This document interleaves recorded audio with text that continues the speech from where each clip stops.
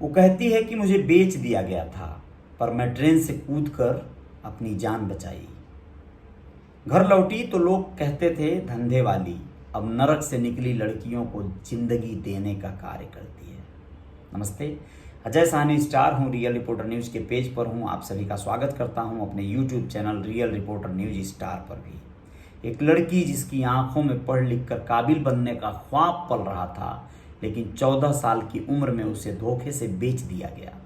24 घंटे से भी कम समय में उसे दूसरी बार बेचने की तैयारी हो रही थी। तभी लड़की ने हिम्मत दिखाई और तस्करों को चकमा देकर भाग निकली। घर पहुंची तो गांव वालों ने उसे ही गुनहगार बना दिया। पढ़े लिखे लोगों ने स्कूल से निकलवा दिया। धंधे वाली कहकर उसे धंधे वाली लड़की का ठप्पा लगा दिया गया। आज वही 21 साल की लड़की यानी पीहू मंडल ह्यूमन ट्रैफिकिंग की शिकार हुई लड़कियों की जिंदगी को पटरी पर लाने के लिए कार्य कर रही है। पीहू मंडल, उसकी कहानी को आप सब लोगों को जरूर जानना चाहिए, जो दैनिक भास्कर के वुमन वाले कॉलम में प्रकाशित हुआ है। आप लोगों को बताएं, वुमन भास्कर से बातचीत में Indian leadership forum against trafficking ILFAT की लीडर पीहू मंडल कहती हैं, मैं अपनी कहानी अपनी वास्तविक पहचान के साथ आपसे साझा करना चाहती हूँ। मैं पहचान नहीं छिपाना चाहती, क्योंकि मैंने किसी के साथ कुछ भी गलत नहीं किया है। उल्टा मेरे साथ गलत हुआ। मेरे सपने तोड़ने की कोशिश की गई, मेरे सम्मान और आत्मसम्मान पर प्रहार किया गया। कई महीनों तक तनाव में रही, फिर खुद को समेटा संभाला, तब जाकर आज इस स्थिति में आ पाई हूँ कि मैं लोगों से मिल सकूं, मानव तस्करी की शिकार हुई लड़कियों का दुख बांट सकूं, उन्हें नरक की छाया से निकाल कर एक नई जिंदगी का उजाला दे सकूं। फिर मैं क्यों अपनी पहचान छुपाऊंगी।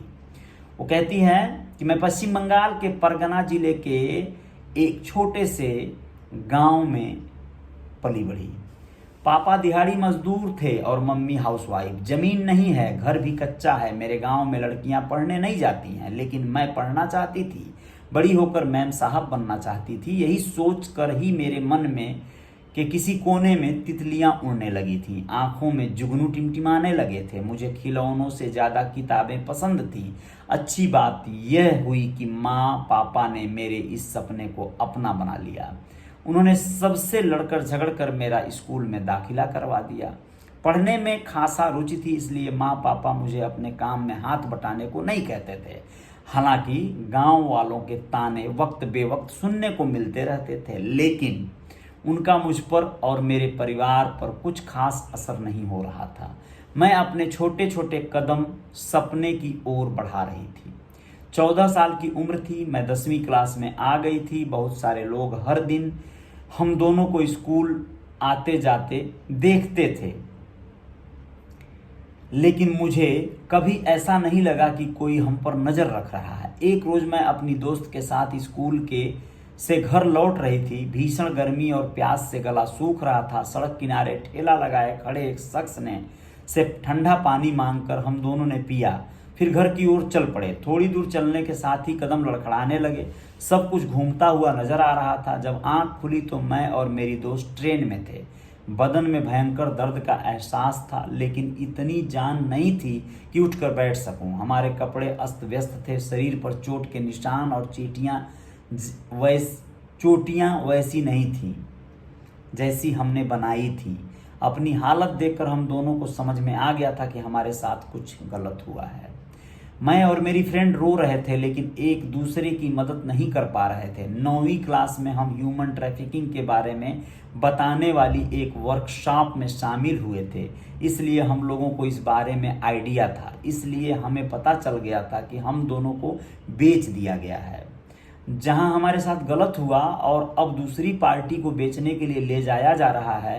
खैर, हम दोनों ने दिमाग लगाया। हमने किसी को बात करते सुना कि एक रेलवे स्टेशन आने वाला है, लेकिन वहां ट्रेन रुकेगी नहीं। हम दोनों ने खुद को संभाला। जैसे ही स्टेशन आया, चेन खींच दी। ट्रेन से उतरकर सीधे स्टेशन मास्टर के पास पहुंची और उनसे मदद मांगी। रेलवे पुलिस भी आ गई, जो पूछताछ के बाद हम दोनों को हमारे घर पहुंचाने आई। यह बताते हुए मैंने उस घटना का डर पीहू के चेहरे पर महसूस किया। ये बात रिपोर्टर कह रही हैं, जो रिपोर्टर को इन लोगों ने ये बात बताया था। एक दिन बाद जब हम घर पहुंचे तब देखा कि हमारे माँ बाप का रो रो कर बुरा हाल था। गांव में तरह तरह की बातें बन चुकी थीं। पढ़ने वाली लड़कियां भाग जाती हैं, देखो भाग गई ना, इतने गंदे गंदे शब्दों का इस्तेमाल किया गया जिनका मैं जिक्र भी नहीं कर सकती, ऐसा पीहू कहती है। स्कूल से निकलवा दिया गया, लेकिन